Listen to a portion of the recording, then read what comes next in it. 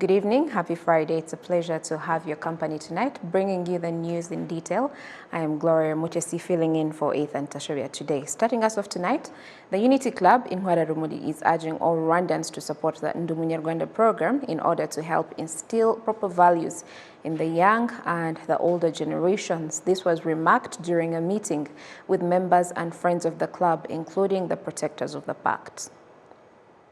Igaragarira no mu bikorwa dukora byose ari gahunda za leta zo kuvuga ngo nta muntu uzagira indangamuntu yanditse. The members and friends of the Unity Club Intwararumuri, including the protectors of the pact, pointed out that the Ndi Umunyarwanda Program has not yet been embraced by everyone and that more effort is needed to make it happen. It hasn't been embraced by everyone because people always have different perspectives. Some will even come and attend the meetings but leave without understanding the concept. So we need to put in more effort in advocating for this program. A cross-section of students who have embraced this program say that they are ready to encourage and uplift their fellow students to be a part of it. When I joined, I didn't know that there were rewards, but I did so because I personally wanted to understand the program and understand the benefits of the program, as well as motivating others to join it and to own it and understand the benefits.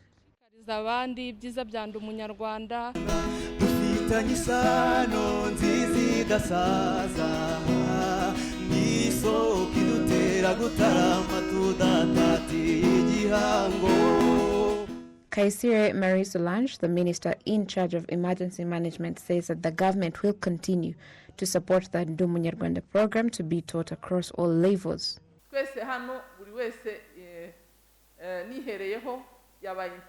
I believe this is something that should be practiced from the young generation for children to grow up understanding the benefits of the Ndi Umunyarwanda program, because it's evident that it is a great program.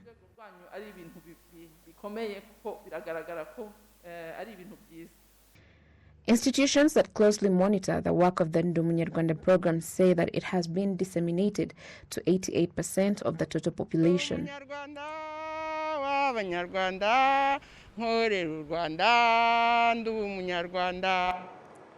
Moving on, economic experts have noted that even though Rwanda's economy grew significantly, a lot more needs to be done to help small-scale investors to fight unemployment that has now reached 13% of the country's workforce being out of jobs. Stationary now reports.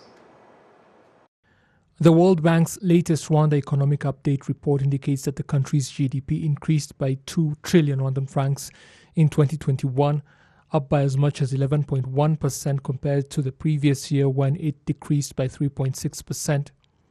The industrial sector increased its productivity by 16.5%.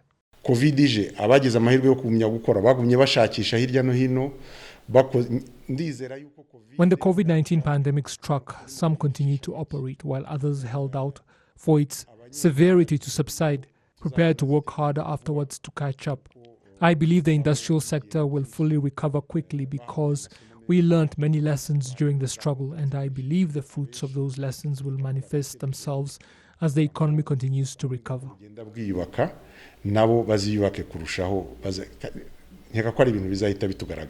Last year, the agricultural sector also grew by 6.8% thanks to good agricultural seasons. The service sector grew by 11.1%, and the private sector has continued to express confidence about the economy's performance during this year.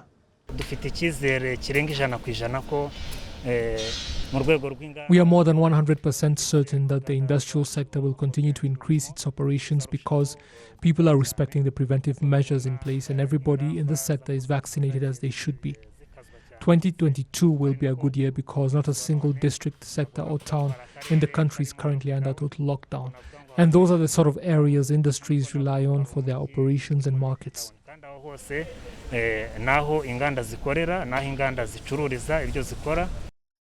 Rwanda's exports also increased by 35%, helping to reduce the country's trade deficit by as much as 11.4%. However, worryingly, unemployment jumped from 8 to 13% between 2020 and 2021.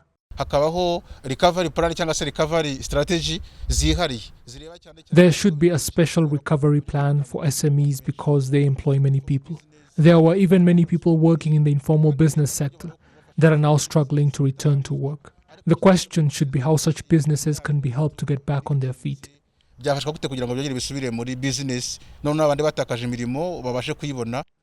Rwanda now aspires to middle-income country status by 2035 and high-income country status by 2050, and a lot must be done to make this happen. It is clear that growing regional trade is what is going to be essential for a sustainable, resilient, and inclusive recovery after the COVID crisis.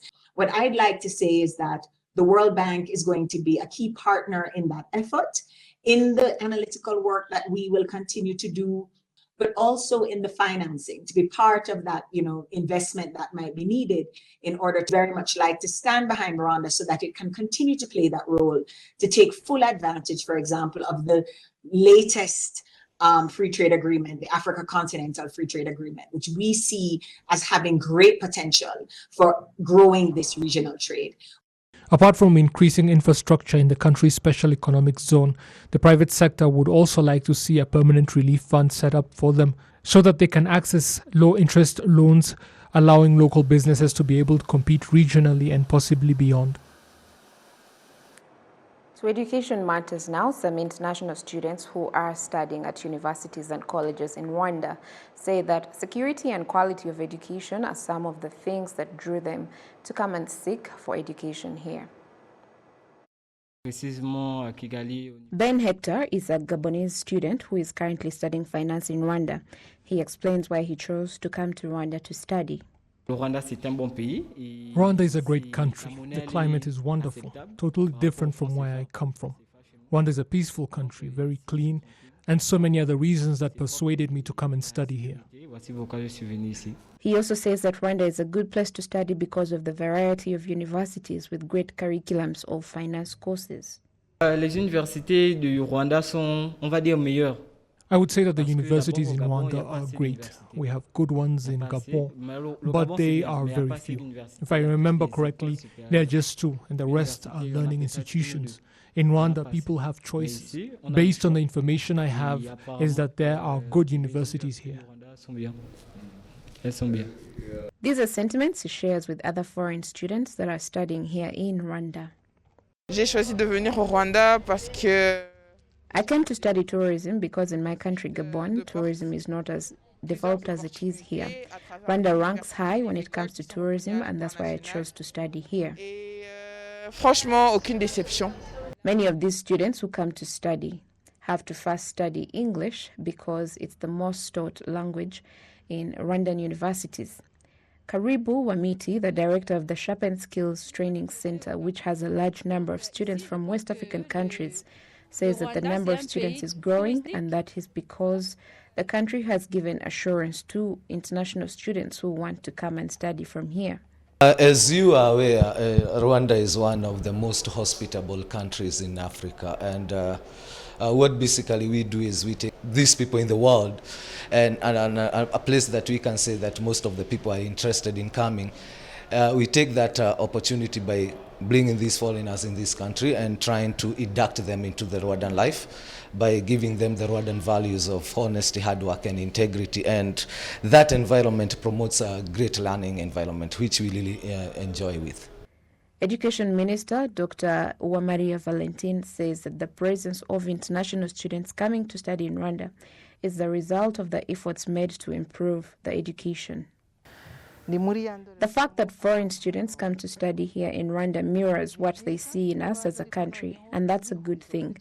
But this also gives us a challenge to be able to give them this knowledge that they come to us to seek, which is why we need to do so and have to elevate the quality of what we offer. But this also shows the confidence they have in our education, and so it requires us to do our best to keep that confidence up. The number of international students studying in Rwandan colleges and universities in the 2018-2019 academic year was 2,625, 1,605 of them male students, while female students accounted for 1,019 students. From the 2019-2020 academic year, there were 2,837 international students, with 1,772 male and 1,065 female. Now, the Genocide Survivors Umbrella Organization, Ibuka, has called on all people in possession of documents pertaining to the 1994 genocide that was perpetrated against the Tutsi here in Rwanda to present them so that they can be properly archived. As Sergeant reports, the first phase of the archive operation started last month and will continue until June, after which the digitalization process will begin. Of 12 people is working to archive the documents, an initiative jointly being undertaken by Ibuka, the Shoha Memorial of France, and the School of Advanced Studies in Social Sciences, also from that country. These are the first documents we have started with, the ones that Ibuka already had in its possession. But there are other documents being kept by other organizations that bring together survivors of the genocide against the Tutsi, and we intend to archive them as well. We will also go after documents at district offices. Then there are also the ones in the possession of private collectors, and we believe they would be better off being properly archived here. So we ask them to give us copies of them.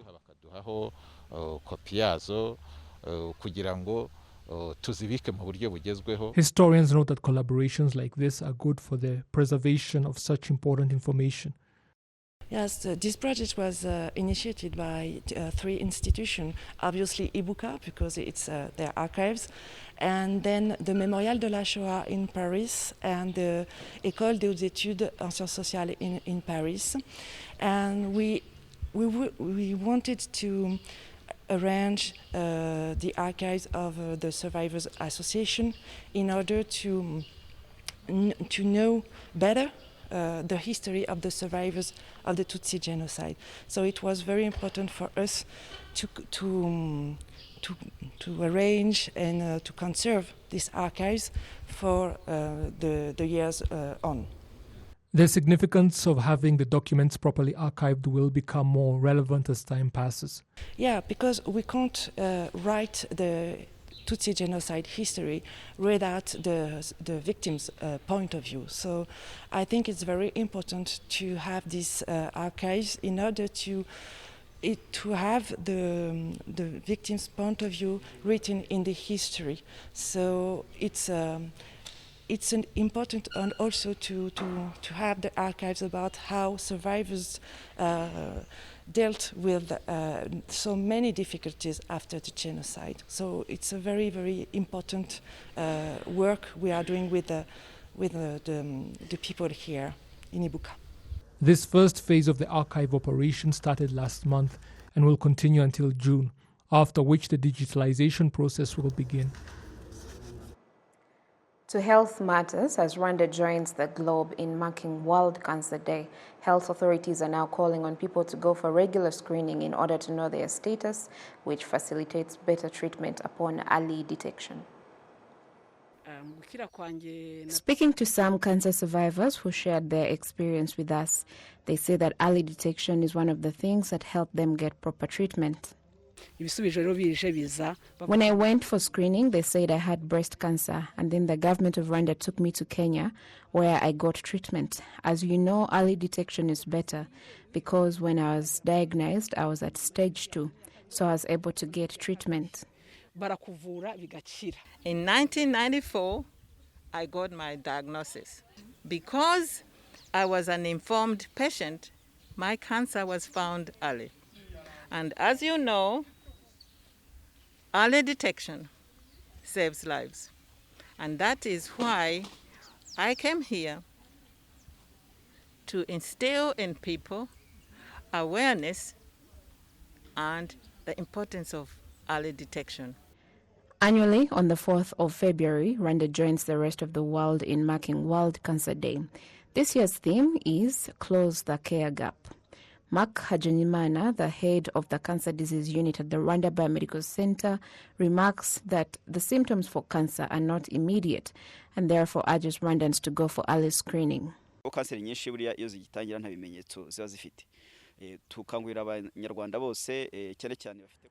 Most types of cancers don't show symptoms immediately, which is why we call upon all Rwandans, especially those that are 35 years and above, to utilize the community checkups given at hospitals and do full body screening, both for NCDs and cancer. Secondly, we also want to inform residents that there are breast cancer screening and cervical cancer screening services at health centers, which is why we call upon women to utilize these services. I would also like to point out that when you have been battling a disease that is not healing, don't be so quick to seek traditional medicine. Rather, go for cancer screening because you could very well have cancer.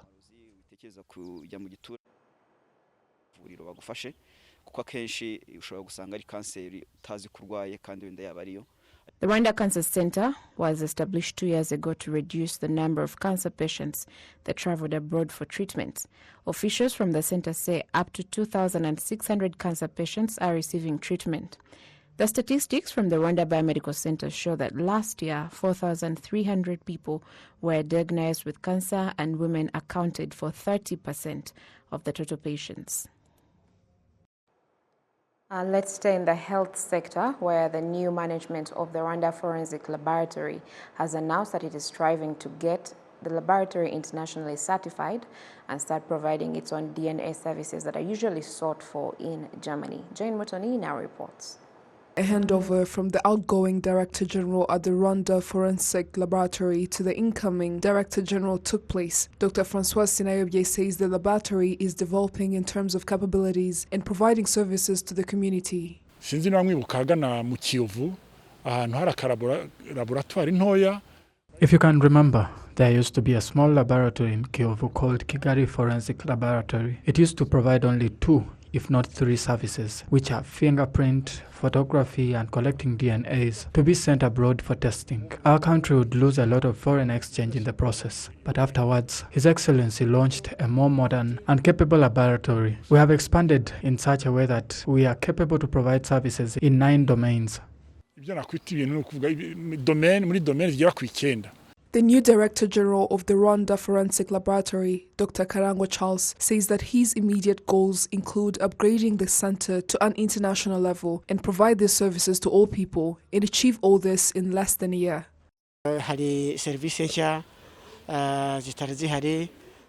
There are services that were not being provided, and I plan to ensure that they are established and are being provided, like forensic anthropology. And given the 1994 genocide against the Tutsi, which happened in our country, there are many people who have not yet recovered or identified the bodies of their loved ones. These kinds of tests are being done in Germany, so it would mean a lot to Rwandans if these tests were being done here in Rwanda and not by foreigners. The laboratory was setting up a system which will enable people to access test results on using technology without having to come to the laboratory. Also, this laboratory has to be internationally certified so that tests that we do are internationally approved. The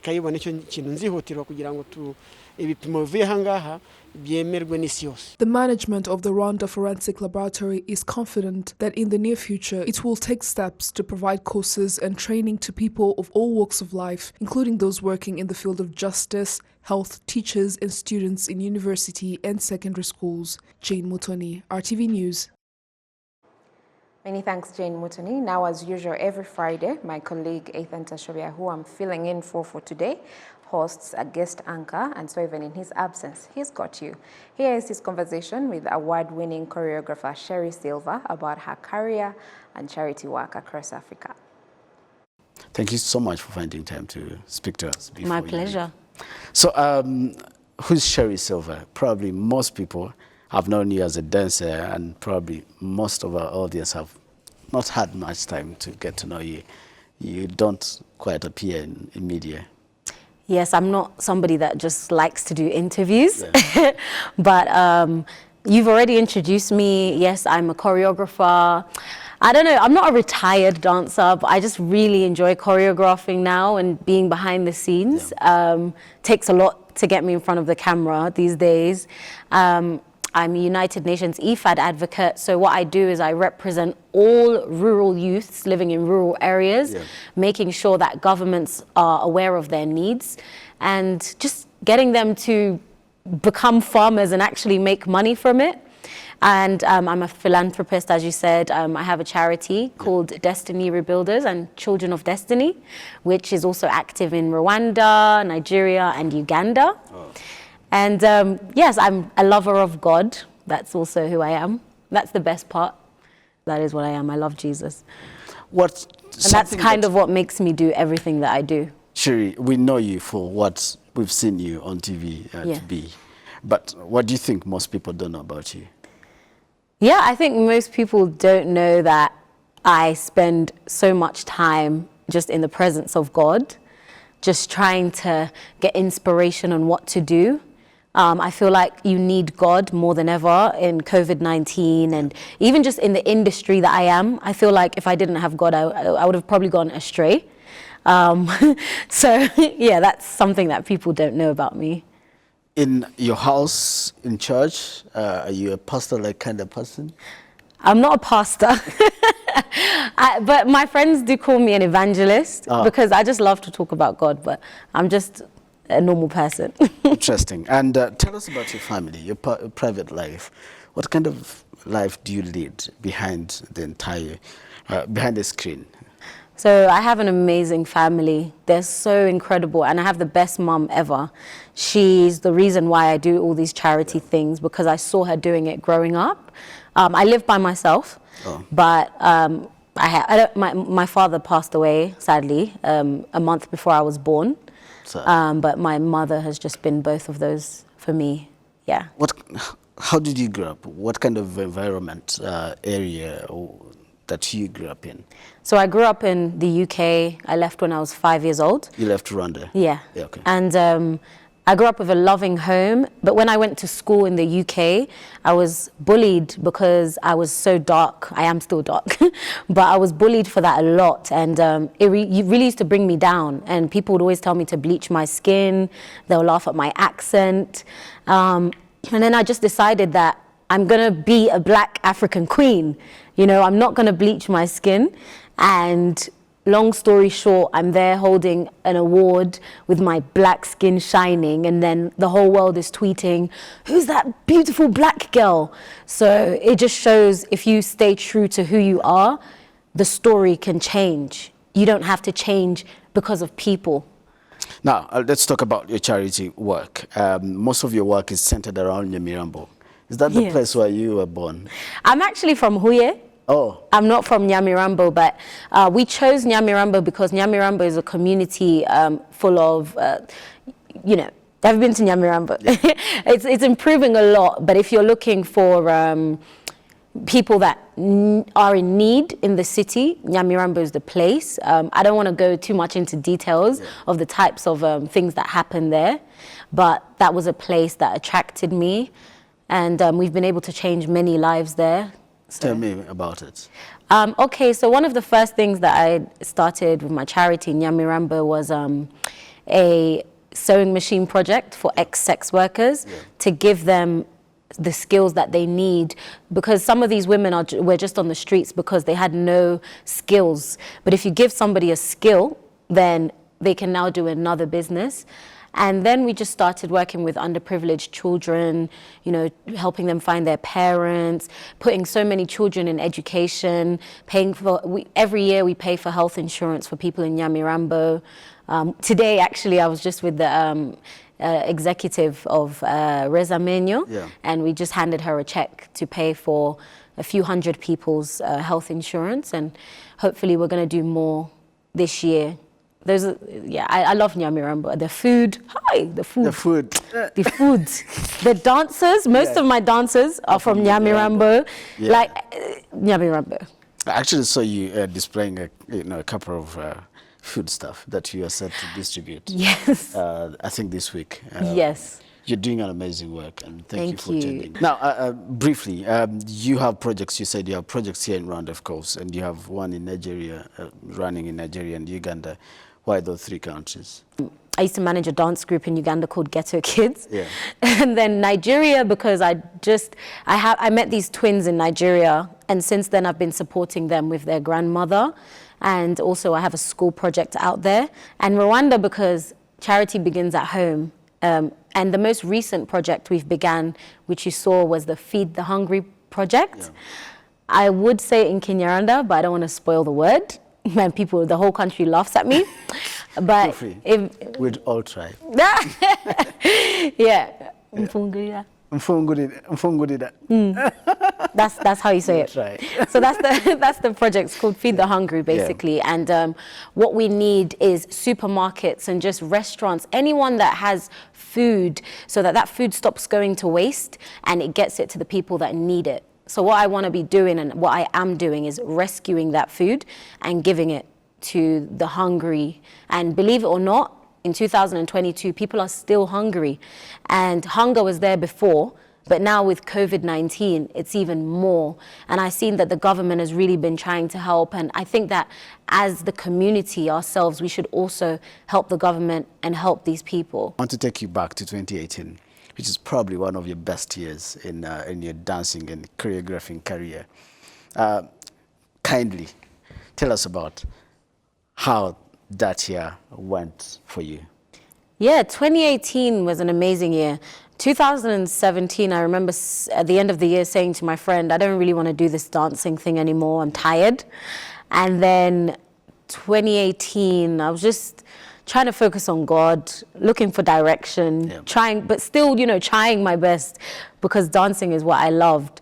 And then out of nowhere, Childish Gambino's team see one of my videos dancing. I think I was in Uganda on the street dancing. Yeah. And they said, we need to get this girl here. And, they hit me up. And I didn't really know who Childish Gambino was actually at the time. Same here. But I was just, I don't know, I just felt that this was going to be a really good project. And before I knew it, it blew up. And I was just working with not just, before This Is America, I was mainly working with African celebrities, the WizKids, Davidos. And then after This Is America, I started working with all the different American celebrities you can imagine. So yeah. How many awards have you gotten since that time? Or probably through your career? I wouldn't say, but I'll just say the most meaningful award to me was the MTV VMA Award for Best Choreography. So yeah, that was an honor to just represent my country, Rwanda. There you go. How did you come with the choreography? Yeah, so I think I came up with the choreography part of it on the airplane. Yeah. On your way back? Literally on my way there. It was very last minute. And what it meant to me, just growing up in the West and, spending time in America, it just meant showing the world some of the things that are happening. And some people didn't really understand the video when it came out. But then I think 2020, when we had all the protests, everyone finally understood what This Is America was about. Fantastic.